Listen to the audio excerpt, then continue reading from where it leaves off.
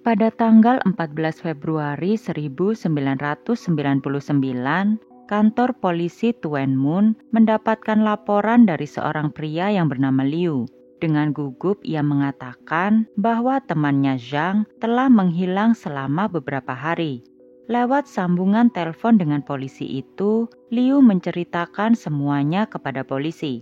Menurut penuturan Liu, ia selama ini menumpang tinggal di rumah Zhang yang terletak di desa Daxing. Hal ini bisa ia lakukan karena orang tua Zhang diketahui hanya tinggal di rumah itu selama beberapa bulan sekali.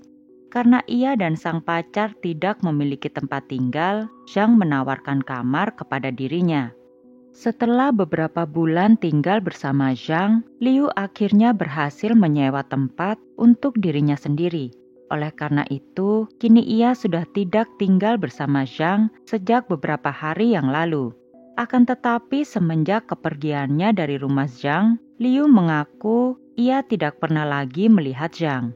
Awalnya sebelum melapor kepada polisi, Liu yang khawatir mencoba berbagai cara untuk menemukan Zhang, termasuk mencoba memasuki rumah Zhang. Ia teringat bahwa Zhang pernah menitipkan kunci cadangan rumahnya kepada tetangganya.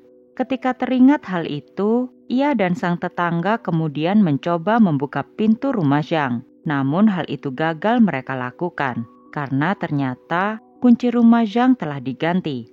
Setelah merasa bahwa ia tak dapat menemukan Zhang seorang diri, Liu kemudian menghubungi kakak Zhang untuk menceritakan kondisi menghilangnya Zhang. Setelah perbincangan itu, akhirnya keduanya memutuskan untuk melapor kepada polisi. Polisi yang mendengar hal itu kemudian mengerahkan timnya beserta dengan regu pemadam kebakaran untuk dapat membuka pintu rumah Zhang dengan paksa. Ketika polisi dan regu tim pemadam kebakaran sampai di rumah Zhang, mereka melihat Liu yang telah menunggu di depan rumah. Dengan sigap, polisi dan pemadam kebakaran kemudian membuka dengan paksa pintu rumah Zhang. Tak lama setelah pintu rumah Zhang dapat terbuka, Liu menerobos untuk mengidentifikasi keadaan. Dengan agak ragu-ragu, Liu mengatakan kepada polisi bahwa rumah Zhang ini terlihat aneh. Pasalnya, rumah itu selalu berantakan, namun ini sungguh sangat rapi dan bersih. Akan tetapi meskipun terlihat sangat bersih, polisi agak terganggu dengan bau yang menyengat di dalam rumah tersebut. Karena hal itu, polisi kemudian mencoba menemukan sumber bau dengan menggeledah rumah Zhang. Ketika mereka semakin masuk ke dalam rumah, polisi menemukan sebuah peti besi yang berukuran kurang lebih seperti koper besar. Semakin polisi mendekati peti besi tersebut, bau tercium semakin menyengat. Karena hal itulah, kembali dengan bantuan pemadam kebakaran, mereka membuka gembok pada peti itu. Ketika peti terbuka, bau menyengat semakin tercium tajam.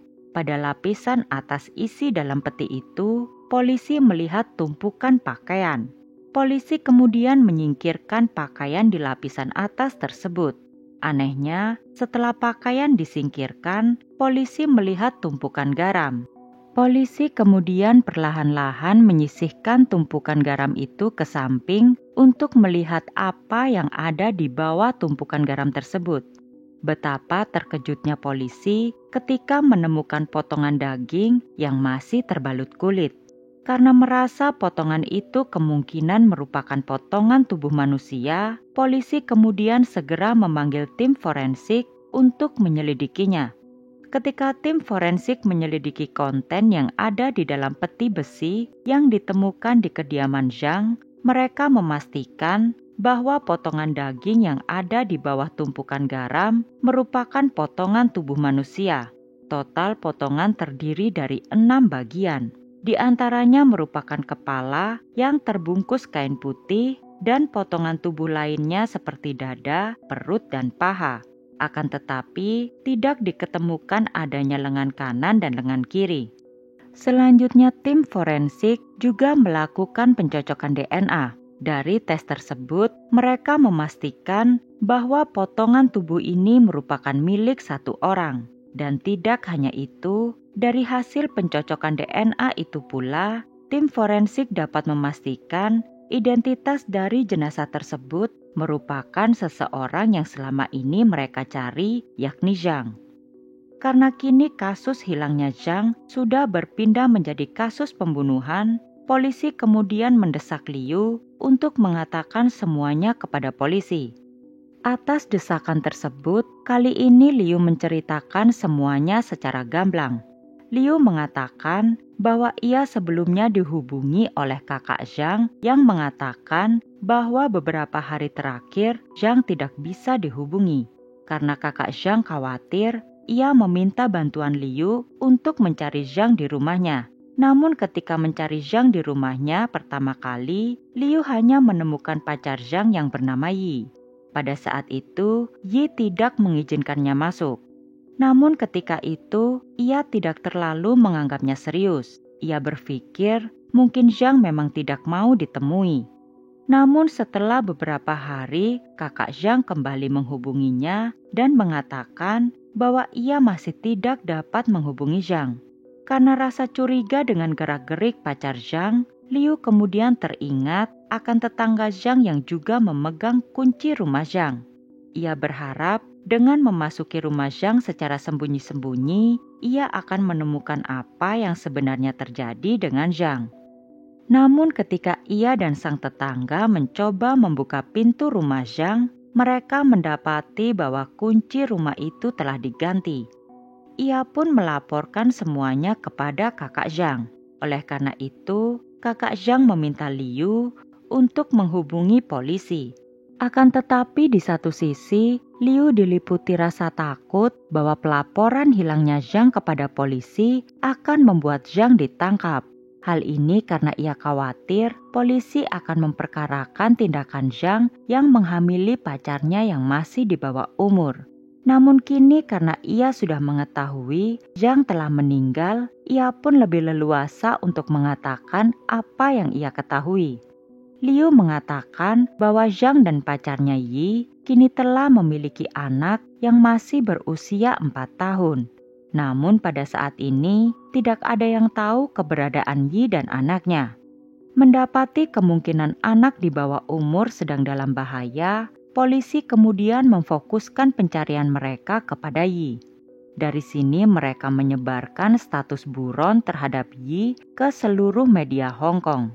Setelah 3 hari pencarian tanpa hasil, polisi dikejutkan dengan kedatangan seorang laki-laki yang bernama Junhua.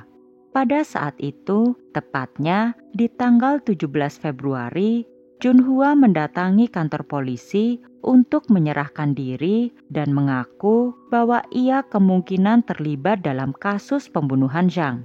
Dalam pernyataannya kepada polisi, Junhua mengatakan bahwa ia merupakan mantan kekasih Yi.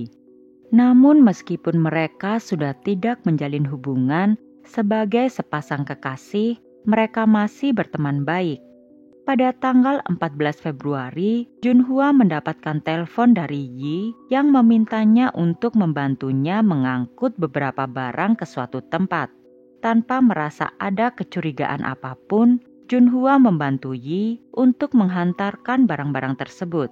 Pada saat itu, Junhua melihat Yi bersama dengan anak kecil membawa sebuah tangga dan juga 2 buah ember logam dan beberapa peralatan lainnya seperti gunting dan pisau.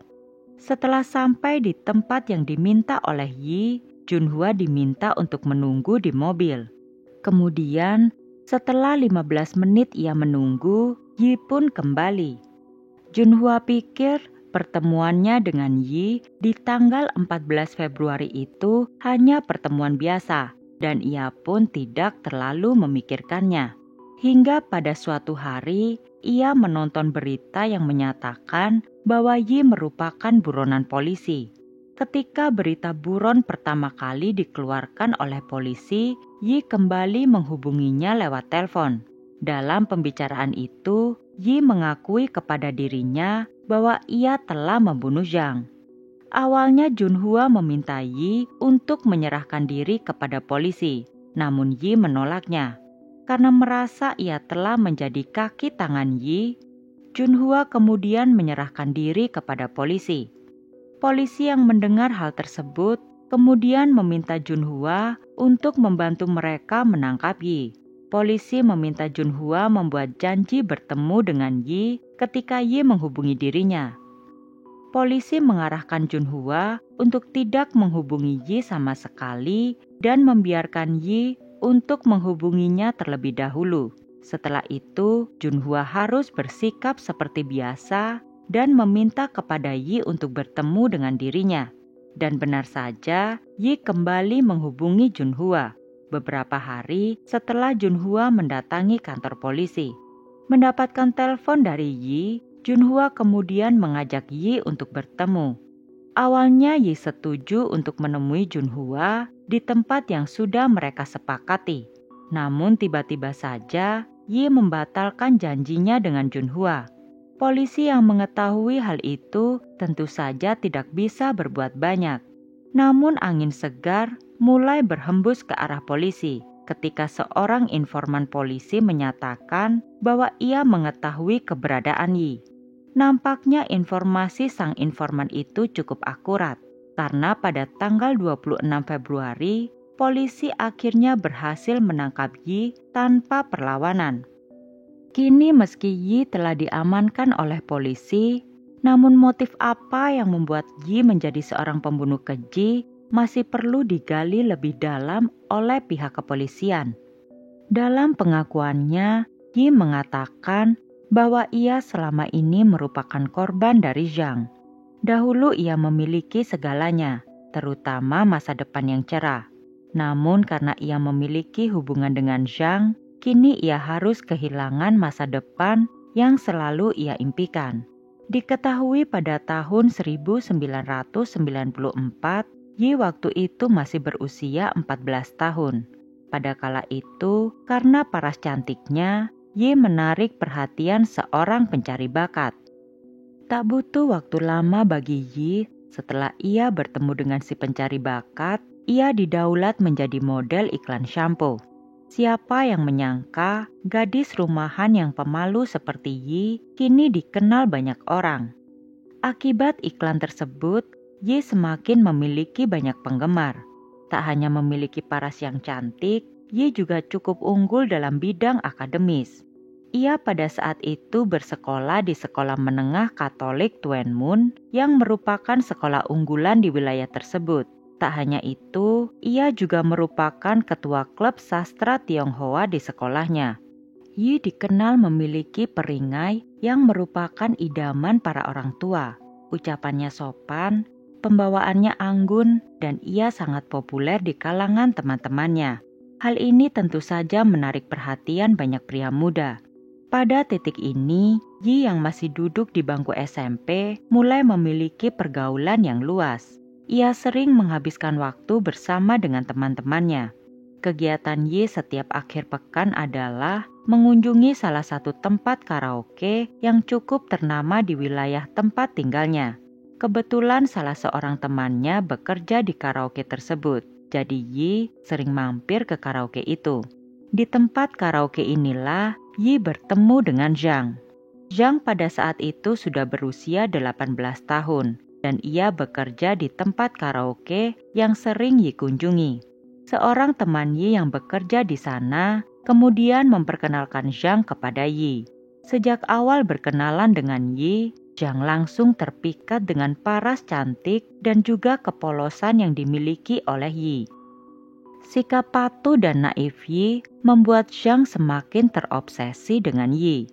Sejak saat itu, Zhang mulai melakukan pendekatan dengan Yi. Zhang awalnya sering mengundang teman-teman Yi untuk berpesta di rumahnya. Teman-teman Yi tentu saja mengajak Yi tiap kali mereka berpesta di rumah Zhang. Lambat laut karena sering bertemu, Yi mulai terbuka dengan Zhang. Namun Yi pada saat itu hanya menganggap Zhang sebagai teman. Akan tetapi tak lama, Yi yang naif akhirnya jatuh juga ke dalam perangkap Zhang. Pada suatu hari, Zhang menghubungi Yi dan mengajak Yi untuk bertemu di rumahnya. Yi berpikir pada saat itu teman-temannya juga akan berada di sana. Oleh karena itu, tanpa menaruh curiga, Yi datang ke kediaman Zhang. Namun sesampainya Yi di kediaman Zhang, tidak ada seorang teman pun yang berada di sana. Yang ada hanyalah Zhang dan dirinya. Zhang yang memang sudah terbiasa mendekati wanita, tentu saja mengambil kesempatan tersebut. Perlahan-lahan ia merayu Yi dengan banyak pujian. Kemudian, ia mulai mendekat kepada Yi. Yi yang memang sangat naif dan tidak pernah dekat dengan anak laki-laki manapun, tentu saja tak bisa menolak apapun yang Zhang lakukan kepada dirinya pada saat itu. Hingga pada akhirnya, Zhang berhasil mengambil kesucian Yi. Setelah kejadian itu, Zhang terus menghujani Yi dengan kata cinta dan janji-janji manis. Yi yang awalnya merasa bingung harus berbuat apa, kini akhirnya jatuh ke dalam pelukan Zhang. Tidak ada yang mengerti apa yang membuat Yi tertarik kepada Zhang. Pasalnya, Zhang adalah orang yang sangat berbeda dengan dirinya. Sedikit mengenai Zhang. Zhang tumbuh di lingkungan yang keras. Ia terbiasa berteman dengan orang-orang jalanan. Karena Zhang yang terbiasa bergaul dengan orang-orang yang tidak memiliki aturan, ia pun akhirnya menjadi orang yang tidak mau mengikuti peraturan. Oleh karena itu, ia meninggalkan sekolahnya. Dan akibatnya, hubungannya dengan kedua orang tuanya pun renggang. Akan tetapi menurut teman-teman Zhang, ia dinilai sebagai pribadi yang baik. Zhang digambarkan merupakan seseorang yang setia kawan dan selalu berusaha membantu temannya yang mengalami kesulitan. Namun di balik sikapnya yang begitu baik kepada teman-temannya, Zhang diketahui memiliki sikap yang temperamental. Oleh karena itulah, ia tidak bisa bekerja di satu tempat untuk waktu yang lama. Pada titik ini, kehidupan Zhang ketika ia tidak bekerja hanyalah berpesta dengan teman-temannya dan mendekati gadis-gadis. Namun tindakan-tindakan Zhang yang seperti ini tidak banyak diketahui oleh Yi. Ia dengan lugunya percaya bahwa Zhang adalah pria yang sangat mencintainya. Walaupun terlihat kasar dari luar, namun sebenarnya Zhang adalah pria yang baik. Pemikiran positif Yi terhadap Zhang nyatanya membuat dirinya kini harus mengalami kesulitan. Karena belum genap 1 tahun ia dan Zhang menjalin cinta, kini Yi harus menghadapi kenyataan bahwa ia sedang mengandung anak dari Zhang di usianya yang masih 15 tahun. Ketika mengetahui bahwa dirinya tengah hamil, ia begitu bingung. Tidak pernah terbesit di benak Yi bahwa ia akan mengandung di usianya yang sangat muda. Selama ini meskipun ia menjalin hubungan dengan Zhang, Yi tidak pernah mengabaikan prestasi akademiknya. Hal itu ia lakukan karena tidak mau kedua orang tuanya merasa cemas. Namun kini ia tidak tahu bagaimana menjelaskannya kepada kedua orang tuanya. Karena selama ini orang tua Yi bahkan tidak tahu bahwa putri kecil mereka itu memiliki seorang kekasih. Karena merasa tidak tahu lagi harus bagaimana, Yi kemudian menceritakan semuanya kepada Zhang. Setelah mengetahui Yi hamil, pada saat itu Zhang bersikeras untuk meminta Yi menggugurkan bayinya. Ia kemudian mengantarkan Yi ke rumah sakit untuk melakukan aborsi. Namun dokter yang merawat Yi menolak untuk melakukan hal itu karena Yi yang masih terlalu muda. Ia takut melakukan aborsi dapat membahayakan nyawa Yi. Karena tidak memiliki banyak pilihan, Yi dan Zhang akhirnya sepakat untuk mempertahankan bayi mereka. Kini setelah berkeputusan untuk mempertahankan janinnya, Yi harus benar-benar hati-hati dalam kehidupannya sehari-hari. Hal ini ia lakukan agar tidak ada seorang pun yang mengetahui bahwa dirinya tengah hamil. Ketika hamil, Yi masih berkegiatan seperti sebelumnya. Ia bahkan masih terus bersekolah dan melakukan ekstrakurikulernya seperti biasanya. Orang-orang yang melihat Yi mengira Yi hanya bertambah gemuk, namun tidak pernah berpikir bahwa Yi tengah hamil. Kini Yi yang merasa hubungannya semakin serius dengan Zhang karena kehamilannya, mencoba segala cara untuk dapat membuat ia dan Zhang hidup dengan nyaman. Namun ia yang masih berusia 15 tahun tidak bisa membantu banyak selain memberikan seluruh uang sakunya kepada Zhang. Karena pada saat itu Zhang tidak memiliki pekerjaan. Diketahui Yi saat itu memberikan seluruh uang saku bulanannya sebesar 1.000 dolar Hong Kong atau sekitar 2.200.000 rupiah kepada Zhang untuk biaya kehidupan Zhang sehari-hari. Setelah 9 bulan hidup dengan penuh kewaspadaan untuk menutupi bahwa dirinya tengah hamil, Yi akhirnya melahirkan putri kecilnya di kediaman Zhang. Pada saat itu, Yi memberi nama putrinya Yi Yongyu. Yi memutuskan untuk menggunakan nama marga keluarganya sendiri untuk menyembunyikan hubungannya dengan Zhang. Ketika putrinya telah terlahir ke dunia, Yi kini tidak lagi memikirkan dirinya seorang. Naluri keibuan mulai muncul dari dalam diri Yi. Ia kini bertekad untuk membuat kehidupan sang putri menjadi lebih baik, meskipun dengan keadaannya yang saat ini masih jauh dari kata sempurna. Namun Yi menyimpan begitu banyak harapan akan masa depannya. Namun hal berbeda dirasakan oleh Zhang. Semenjak memiliki putri, ia melihat banyak keterbatasan akan kehidupannya.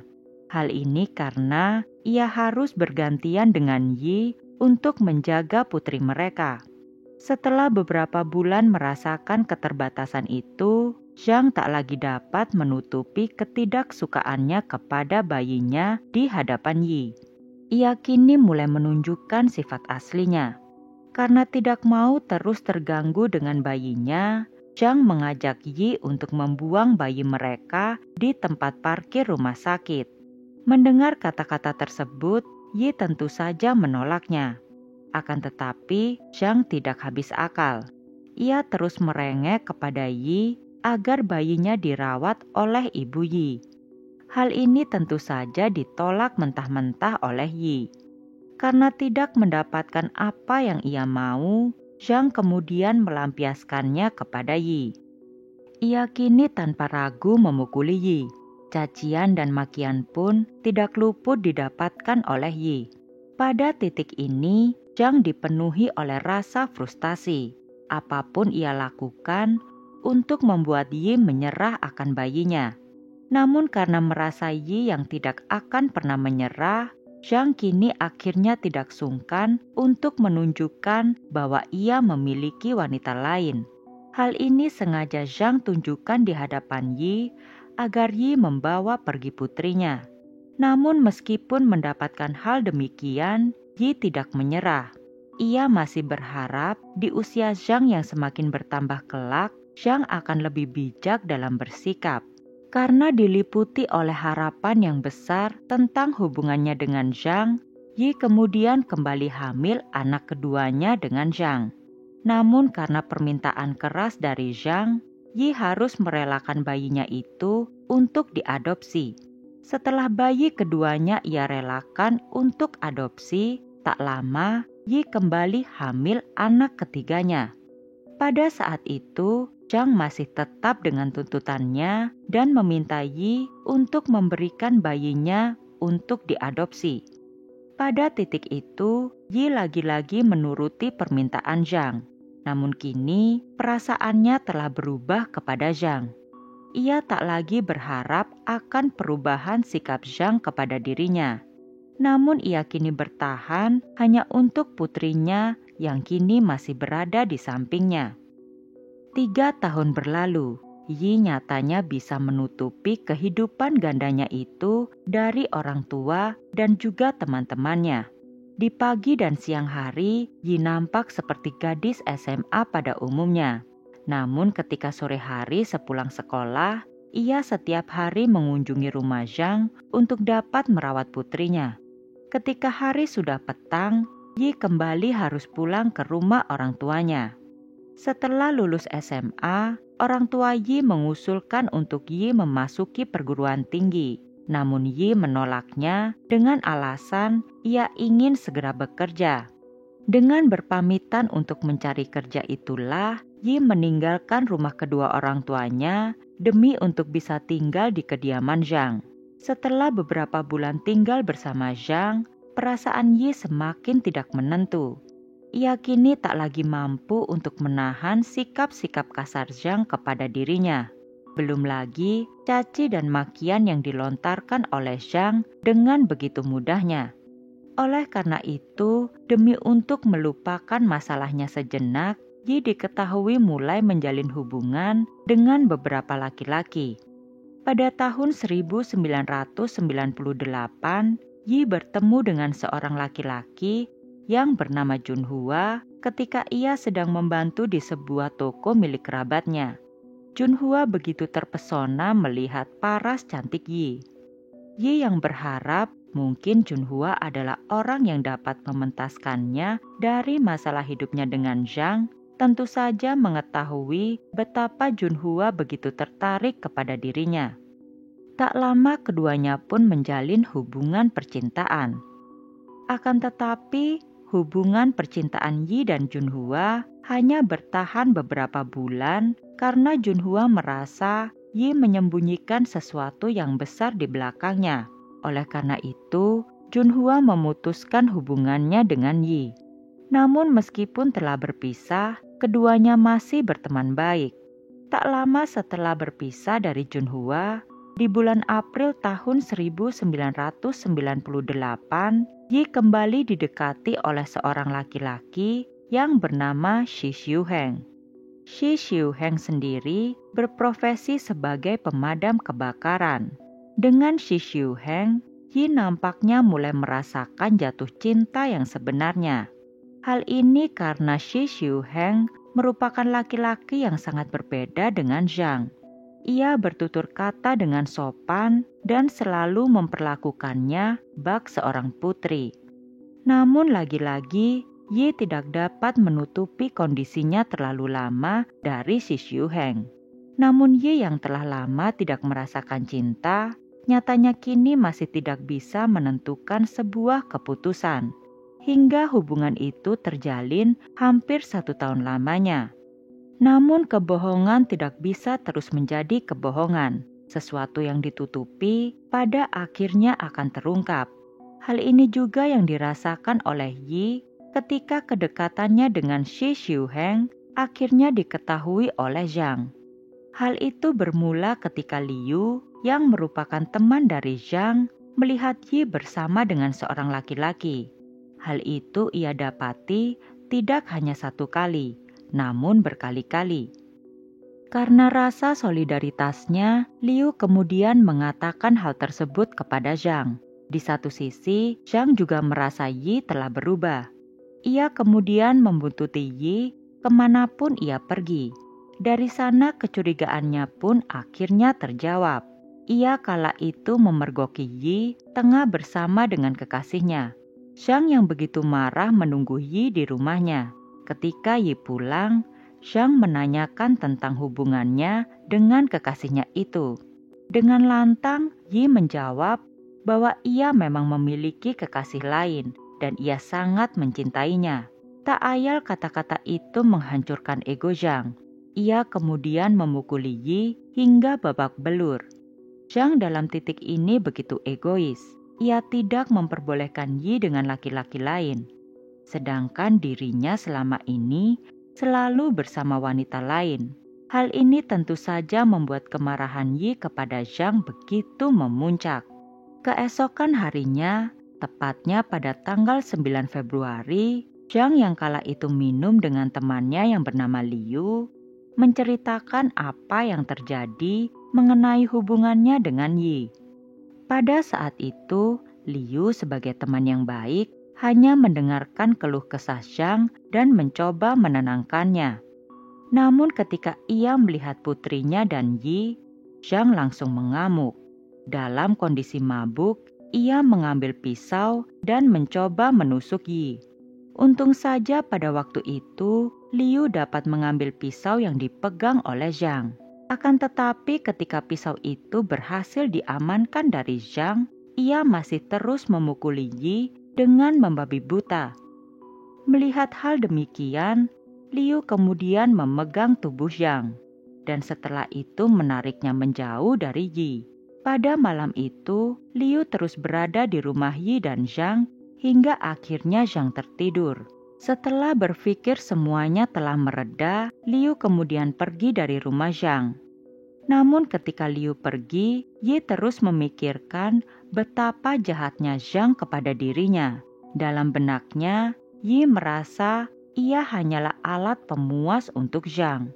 Oleh karena itu, Zhang dengan mudah dapat menguasainya. Sambil menangis, Yi menatap wajah laki-laki yang telah menghancurkan kehidupannya itu. Karena kebencian yang kini telah memuncak, Yi kemudian mengambil pisau dari dapurnya dan dengan membabi buta, ia menusuk Zhang sebanyak 10 kali. Tidak hanya itu, Yi juga memukul kepala Zhang dengan palu agar Zhang tidak melakukan perlawanan. Polisi kemudian menanyakan kepada Yi mengapa ia memutilasi tubuh Zhang setelah membunuhnya. Yi menjawab bahwa ia tidak mau anaknya melihat jasad Zhang dan membuatnya menjadi trauma. Oleh karena itu, untuk menghilangkan jejak, ia memutilasi tubuh Zhang. Setelah pengakuan itu, Yi kini harus menunggu proses peradilan. Pada tahun 2000, proses peradilan atas kasus pembunuhan Zhang pun dilaksanakan. Dalam proses peradilan tersebut, majelis hakim akhirnya memutus hukuman penjara selama 10 tahun atas pembunuhan yang tidak disengaja. Majelis hakim menjatuhkan hukuman ini karena melihat semua yang telah dialami oleh Yi selama hidup dengan Zhang. Setelah kasus pembunuhan Zhang dapat terselesaikan, banyak orang yang bersimpati kepada Yi, terutama kepada putrinya. Diketahui setelah sang ibu ditangkap, Yi Yongyu tinggal di panti asuhan. Hal ini terjadi karena orang tua Yi maupun orang tua Zhang tidak ada yang mau merawatnya. Yi Yongyu ketika kecil berperilaku sangat manis. Oleh karena itu, ia kemudian berhasil diadopsi oleh keluarga lain. Namun nampaknya trauma dan drama keluarganya yang menyebar ke seluruh penjuru negeri membuat Yi Yongyu yang telah beranjak remaja kini merasa kehilangan arah. Apalagi setelah ia mendapati bahwa Yi yang kini baru bebas dari penjara tidak mau mengakuinya maupun berhubungan dengan dirinya. Oleh karena itulah, ia kemudian mulai bergaul dengan orang-orang yang memberikan pengaruh buruk kepada dirinya. Hingga pada akhirnya, di usianya yang ke-15 tahun, Yi Yongyu kabur dari rumah orang tua asuhnya. Ia kini hidup di jalanan dan mulai kecanduan narkoba. Di usianya yang ke-20 tahun, Yi Yongyu harus ditangkap oleh polisi atas kasus narkotika.